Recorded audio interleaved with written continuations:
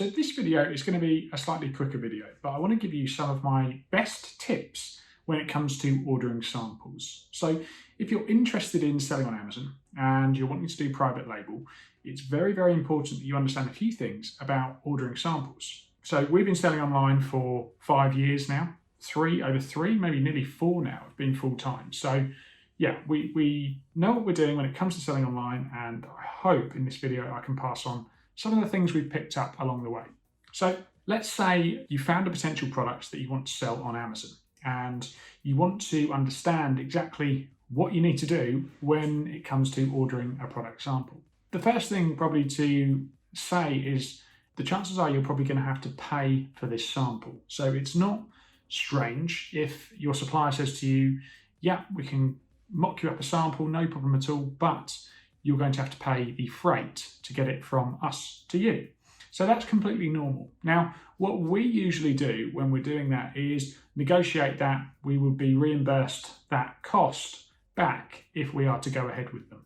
Okay, so every single supplier we've ever worked with has refunded us the cost of any sample when we've gone on to work with them. So that is a way of getting around paying for them. So obviously you're going to be ordering samples from a lot of suppliers and you're not going to go ahead with all of them. So there is going to be an element of cost that you're not going to get back, but it's worth it. If you found a product, the next step is really to find 3 or 4 good suppliers that you think could provide you with the sort of product that you want. Now, if you don't know how to find suppliers, you can watch the video, you'll see at the top, and that's going to give you our very best tips when it comes to actually finding these suppliers. So let's say you've reached out to maybe 10, 15, and you've whittled it down to 3 or 4 suppliers.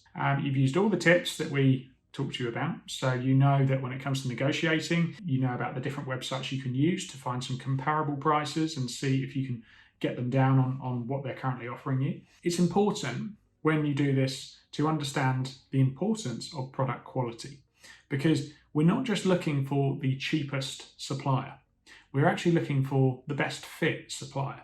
Think of it as a partnership. You want to find a factory that can produce a good quality product, because if you don't, your review rating on Amazon, which really is going to be what determines your success, is going to fall. And you're going to end up with some terrible reviews and a load of stock that you can't sell. So always remember, don't just go for the very cheapest price just for the sake of trying to save money, because you need to think a little bit more long term. Think about product quality first. So what I would do if I was you and I wanted to order some samples is I've got my, let's say, 3 suppliers, and I don't really, I'll ask for their rough prices to make sure we're in the right ballpark, but I won't finalize or agree any prices until I've seen their samples.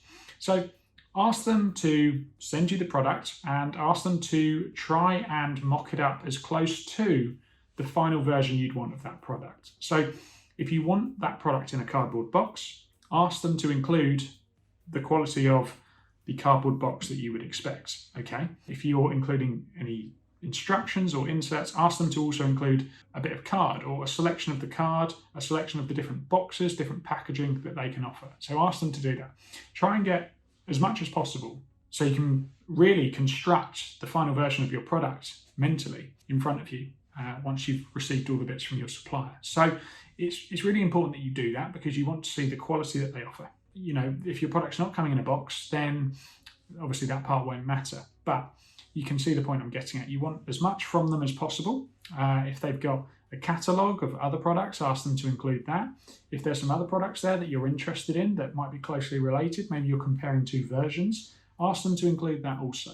Okay, then you're going to have to pay the cost of freight. We always do it air freight, because yeah, it is a cost, but one that you can get back if you negotiate that with them. So let's say you've done this with your 3 potential suppliers and those products are on their way to you. There is something else that I think you should do. So 2 things. First, go and find the best-selling versions of that product on Amazon. So find your next best 2, maybe 3 competitors, the people that you're wanting to come in and try and compete against. Maybe you're trying to beat what they're currently doing. But if you're trying to do that, you're going to need to give the customer a reason to buy from you over them. So order their products, and you might be thinking, I'm giving money to my competitors.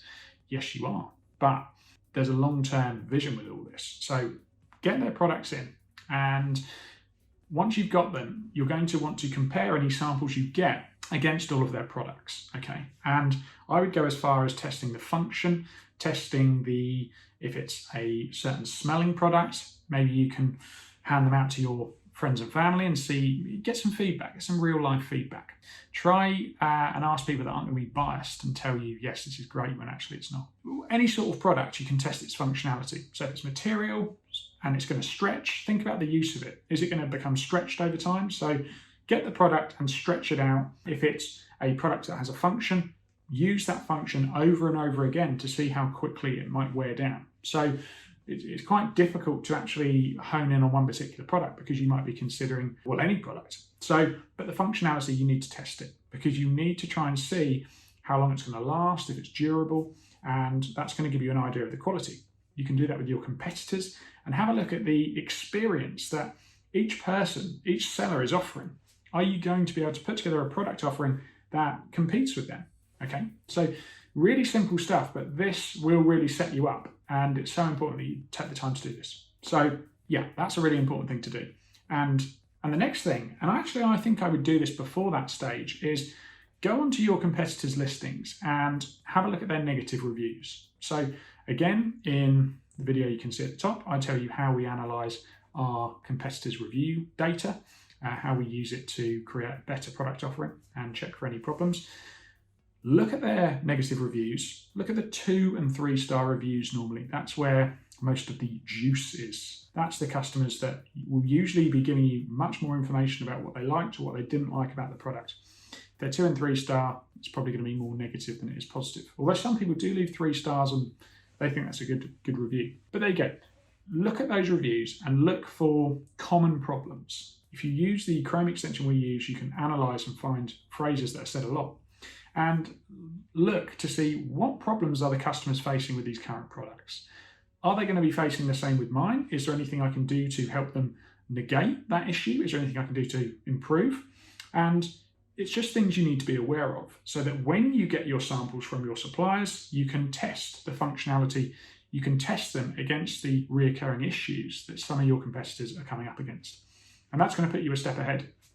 So not only can you use that information to dismiss concerns in your listing and in your images, play up to the points maybe they like. So you'd also be looking at the positive reviews.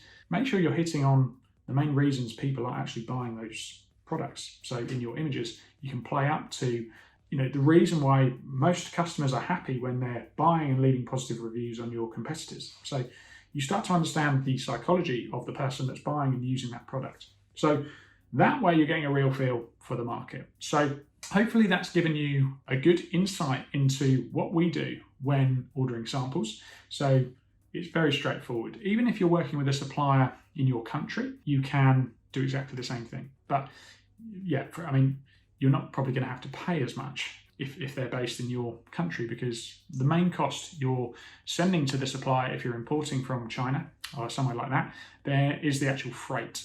Okay, so the last thing I'll mention is what I would also do once you've found a supplier you're happy with, you've negotiated a rate that you're happy with, you understand what the shipping is going to cost, and you really think you've got a good chance, especially with what's being offered in the market, because you've got a good idea what people like and don't like about your competitors' products.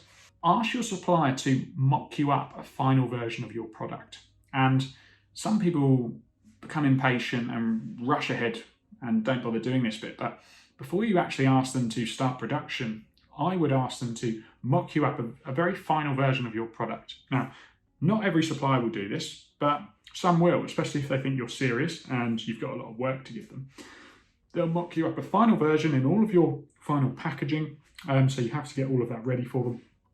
But then you can receive a final looking version of your product, and then you can compare that against your competitors. Ask people, ask your family and friends, what do they think? Which would they prefer? Okay, so it's like split testing that we can obviously do on Amazon, and we'll talk about another time, but it's like testing your product against your competitors. And it's giving you a real advantage if you really understand it. Guys, I think I'll stop there because I think I've gone on long enough. Slightly different video today, more of me talking, less actionable tutorials on screen, but hopefully you found it useful.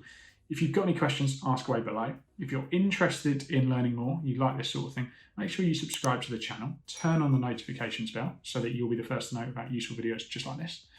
And yeah, guys, if you liked it, smash the like button. If you didn't, let me know why. Let me know what we can do to better serve you and improve this content. There'll be more useful videos coming from us very soon.